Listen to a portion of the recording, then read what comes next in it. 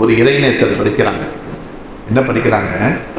பெருமானாரை காண இந்த 2 கண்ணு பத்தாது. 2 கண்ணால என் முகமது ரசூலுல்லாஹ்வின் அழகை பார்த்து ரசிக்க என்னால் முடியாது. என் உடல் முழுவதும் கண் வேண்டும். என் உடல் முழுவதும் உள்ள கண்களால் என் முகமது ரசூலுல்லாஹை பார்த்து நான் ரசித்து ரசித்து கண்டு கழிக்க வேண்டும். அப்படி எனக்கு ஒரு பார்வை இல்லையே அல்லாஹ் என்று அவங்க கேட்கிறாங்க. இதே சத்திய சஹாபியாக இருந்தால், அவங்க நேசர்களுக்கெல்லாம் உயர்ந்தவர்கள், கௌசுக்கெல்லாம் உயர்ந்தவர்கள் சத்திய சஹாபாக்கள். அவங்க எப்படி படிச்சிருப்பாங்க தெரியுங்களா?